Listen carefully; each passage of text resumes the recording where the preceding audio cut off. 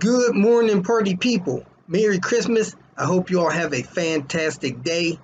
Today's video clips I share with you from the Chicago area. However, I am home for another couple of days. So, hope you have a Merry Christmas and a blessed week. Welcome to Hanging Out with Robert. That's me. This video contains things that I encounter throughout the day. If for some reason I complete a task and you would like to see the details, you could click on the link in the description area below. This video also contains tips and tricks that I learned throughout the years. I plan on leaving this video accessible for about 30 days. After that, you can view it through my Patreon account.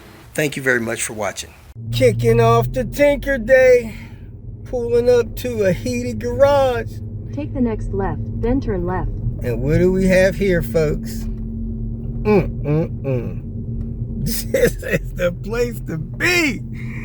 Man, Panther can't race none of this stuff here. Good Lord.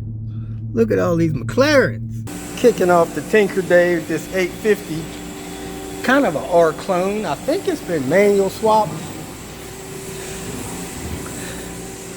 Yes, sir, manual swap. R seats in the front. Well, just the driver's seat. Passenger seat hadn't been, and none of the other seats. So this thing could use some more R seats. Custom headlights. Those look like the lights that may be in Lucille. We got a boot on this side, a wheel bearing on this side, and a seal on this side. So we're going to get started on that. Amongst the McLarens. 850 amongst the McLaren. These wheels have a different offset, so you are risk of rubbing. It is rubbed the washer stud clear off of there, so you should put spacers on here. Probably about 1/4 of an inch, maybe an eighth. And avoid turning lock. I rarely turn lock on here. We got some kind of leak going on down here. And this transmission is wearing into that mount right there. So that needs to be dealt with. But let's see if we can figure out where this leak is coming from. Man, that's oh, I think he said it's trans oil coming out of here. So we're going to replace that seal and this hub. Not sure if this is the issue, but you see the spring loose from that seal. Also, when I get that seal out, a lot more of it's going to pour out. This thing's been over-serviced a little bit. Axle seal is installed. Now it's time to get this bearing replaced. It feels all right, but you never know if it's honing when it's loaded. This car has been built up quite a bit, but it's got some kind of fluid leak that I think might be power steering related. See this fluid all the way up here? When oil leaks, it blows around everything. I'm gonna check the rear cam. Now it's got Coney struts on it. It's got 302 brakes. See how these posts are a little longer than normal? It's got some kind of turbo on it. It's got an RN engine pan. I don't know if it's got an RN engine or not. It's got a manual gearbox and some kind of turbo on here that required a spacer. Not sure what kind of turbo it is, but it's got a custom exhaust on it. Kind of a straight flange, but it's 3-inch downpipe going back down here. And we got a dump here for some reason. That's blocked off though. And it comes out over here.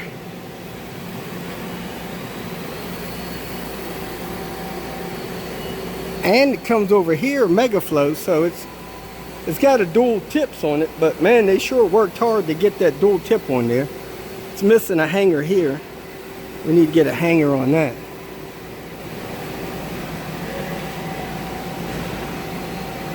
There's not a hanger on this side, and that looked like it's been cut to get out of the way. So we got conies in the back too. Bump stops getting worn. Looks like it has lowering springs. That may be why those are getting beat up. It's got the IPD anti-sway bar. Fuel filter looked like it's been replaced not too long ago. I'm not sure what this is, but it's got some kind of sensor in the exhaust. Way back there. Not normal for wideband, but you got your O2 sensor and your wideband here. Not sure who tuned it, but front anti-sway bar. Oops, I almost forgot to plug in this ABS wire. Let me get that plugged in. And let me get this stowed in here. Alright. The dust shield is loose. Probably got a screw busted out of it. Let me get this wire stowed properly. It's got these special bushings in the control arm. Like I said, the transmission's hitting that bump stop. I'm not sure why. Maybe because it's lowered. Not 100% sure. I would think the engine mounts would keep that up off of there. And those engine mounts do not look bad. They're definitely not rusted out. So not sure what's going on there. But let's get this other side loose. He said he's got a boot torn. There, you see that boot there. So we're going to pull this axle out, get this boot replaced, and go from there. I'm going to find out if he wants that seal replaced too. It's a little wet, but that could be from all this other oil slinging around down here. Looks like we got a touch of liquid on there, maybe coolant or something. Doesn't look like oil. Got an oil leak coming out of the timing belt cover. Probably a front cam seal leak. Something wrapped around this axle and got destroyed. Some kind of cloth. But we'll pull that timing belt cover, see if we got a cam seal leak in there. And this mount is close to bottomed out right there. So that mount's probably due replacement. Got the axle out. I'm not sure if this is a Volvo axle or not. Looks pretty good. The boot on the inner side is in great shape. The boot on the outer side is torn, so we're going to replace this one. Looks like it's got a different tip on it. Not sure what that means, but man, all that stuff in there is going to need to be cleaned up real good. So let's get this apart and get this thing cracking. I'm going to have a talk with the owner about this axle. It's got a lot of damage in this outer part here. I don't know if that is a smooth thing, but I would just replace it with all that damage in there. So let me get him out here, probably go pick up another axle, put this thing back together. Somebody put a mark on this. I'm assuming this boot's been replaced before. Probably with a aftermarket boot, because it feels kind of hard. The Volvo boots are kind of hard, harder plastic. And this doesn't feel real soft, so might have been a Volvo boot, but it tore up anyway. When your CV axle boot's torn, dirt, rocks, all kind of stuff could get in there on your bearings, and evidently some has gotten into here and done some damage in this thing. That might be okay. I don't know how it felt running, but man, I would just replace it myself. I would think a aftermarket one would be better than running that, because that could start eating up your bearings. The bearings don't appear to be damaged right now, so it may be okay, but it's just not worth the risk when you could buy CV axles with lifetime warranty. Well, let's get the car down, see if we can find why we don't have a boost gauge, and get this oil leak checked out over here behind this timing belt. Well, look what we got here. AEM, ARD at one time, maybe now. Silicone hoses, some snap hoses. Rip kit. Not sure whose rip kit that is. Looks like a blow-off valve. Maybe, shoot, I don't know what the heck this is. But I know I got a hose here blown off of that TCU. Wonder where the heck that belongs. I think this hose here is just laying down here. Yep. That's supposed to be hooked up to something. Yep, it has an engine. I understand this is like some kind of 20G turbo, pushing about 25, 26 PSI. It's got a vast tune. This thing is smoking. So we got a little bit of oil here, cam seal.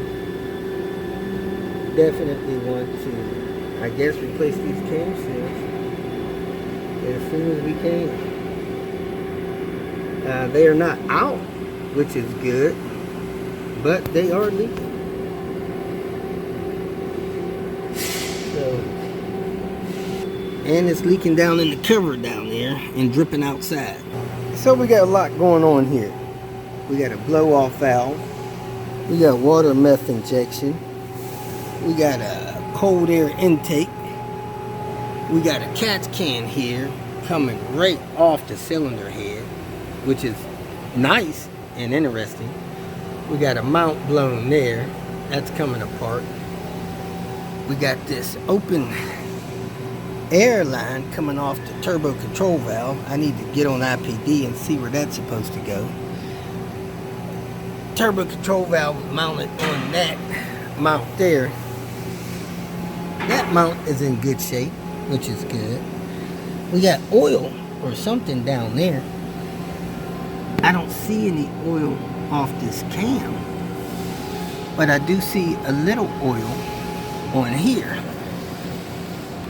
Not really coming down there, it's just like sweating. Let me put my finger down here and make sure I don't have no oil down here. Yeah, that's dry. So I don't know, maybe that's some PCV sweat or something. Or it could be blowing off of this catch can, because there's a lot of oil off of there. This catch can has a drain on the bottom, and I don't know how you're supposed to drain it, but it is leaking. So that's something that needs to be checked periodically. The battery tray's been flipped and sawed off, cut, and put in sideways. We have coil-over plug, because this thing does not have a cap, rotor, or distributor. It's running E85 from what I understand, and it looks like it has a blue Gates belt.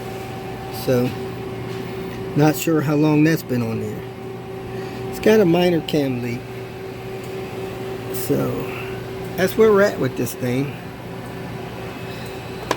I don't know if this looks like maybe an aftermarket coolant bottle. Starting to get cracks in it. I would probably replace that before that turns into a disaster. But interesting setup. 2 oil caps. Very interesting setup. Cap starting to get cracks in the top of it. That's not good. Let me see if I got one. And I don't know what kind of coolant that is in there, but it is squirting on the bottom of this cap. Let me see if I got a good cap with me. I am back here with John's car, this T5, man. I did a lot of work on this 2 years ago, and now we are here. He's had a cylinder head done. He had a screw get sucked into the intake, cracked a valve on the intake, had to have a cylinder head redone. Now he's got oil leaking down under here pretty bad. I gotta check that out. He's got an idle air control valve error code. Gotta check that out. He's got parking brakes not working again. Gotta adjust those. He's got a gasket missing here. This one was off the car. He thinks I left that off when I did the dash. And see what else we can get into while we're here. And we need to do a data pool for his tune. So let's get started on seeing what's going on with this oil leak over here. A lot of oil on that bolt, bad sign, but we're expecting this to be a cam seal leak.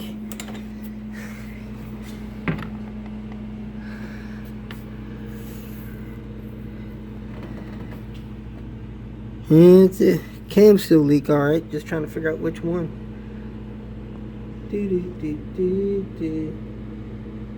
Look like we got cam seal leak there. And cam seal leak there. Aftermarket seals are not good for Volvos, man. They don't last that long. So we're going to order some cam seals. Maybe come back and do this. Maybe next week. Who knows? Looks like 2 cam seal leaks. Leaking down there pretty good. And he has the cylinder head bolt missing, as usual, when people do these cylinder heads for the first time. So I'm going to get under here, just take a second look, make sure there ain't nothing else leaking oil other than this cam seals. Slight chance it could be something else. We'll take a look. There's a lot of oil down here. I'm going to check this bolt here, make sure it's tight. Torque, I'm going to torque it to 18 foot-pounds. Then you got those bolts right there off of that plate that are soaking wet. There's a chance that that plate is leaking. I've seen the gasket behind those plates leak before. There's 3 of those. There's a gasket kit for it. I'll see if we can get that over here. Got oil all down along here. And it could be the cam seal. So I'm going to see if any of those bolts move. If they do, I'll tighten those up. I'll check this drain bolt. It looks tight. But, you know, the cam seals are wet too. There's even oil on those fuel lines. So let me try to tighten these up with the right torque, and then wipe this down, and if it leaks some more, we'll get cam seals for it. So we need the gasket that goes around there. Probably zip tie that. We need to get this idle air control valve properly in. Seen something over here. Oh, we need the bump stop for that hood right there. It's missing. And let's see what else we need. I adjusted the parking brake shoes on this car again. That's like the 6th time those been adjusted on this car. I could not find any kind of vacuum leak other than this clamp being missing from this mass airflow sensor. I don't know if that's enough to cause a code or not. He's getting the idle air control valve code, which I can send him an idle air control valve. I just don't know if that's the problem. He repositioned his oil pressure onto the hole in the block that has the low oil pressure sensor, and he got rid of that contraption that went between the engine and the oil filter. I don't know if he's having pressure build up in this coolant bottle, which would indicate that maybe the head wasn't torqued on right, or something's going on with the head. He may have a head gasket leak. I don't know. I might drive it, check it to see if it's pushing combustion gases through there. But we do have a lot of ash on this bottle, and the bottle's not full, and there's liquid around here, and there's liquid around there, and that looks a little wet. The thermostat housing bolts are different. There's several bolts that are different on here than what was on it, but you know, everything seems to be together. Car's running. Just need to get a little odds and ends put together on it, and we'll be good to go. Need to get the heat shield on here. That looks like part of the heat shield there, and I seen part of a heat shield over there because this is a R exhaust manifold. And here is part of the heat shield that goes against the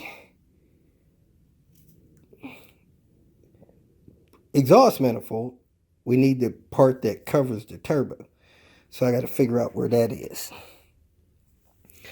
Got an evaporator here.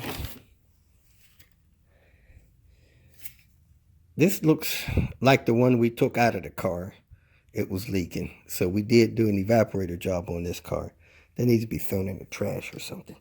Alright, so I'm going to see if I could get one of my remotes to work on this car. I brought 2 remotes with me. Going to see if one will work. If so, that's great. If not, we'll keep that mystery going. It uses the same type of remote that's on the 960. It's oval shaped with a big button and a small button. I'll see if that works. I'm pretty sure this is the style remote you need for half of the 96 cars and all of the 97 cars. So let me see if I can get this thing to program to this vehicle. Now this vehicle did go into programming mode. The 5th time I turned the key on, I got flashing light up there. Watch this. 1, 2, 3, 4, 5. See that thing flashing? But I couldn't get none of these remotes to activate on it. One transmitter had batteries, the other one didn't. I think that's listed as being bad, but you never know if it's really bad. That one doesn't have any writing on it, but it looks like the battery's got some kind of corrosion on it. And the batteries are 1220. So we're going to see if we can get some fresh batteries and see if we can get this thing working. If you feel that this information was useful, please like it and share it with your social media friends. You can subscribe to my channel so that you will get notifications of future videos that I post. You can follow me on Twitter, and if you need to contact me directly, please visit my website. And if you have any questions, leave them below, and someone or myself will reply to them. Again, thank you very much for watching.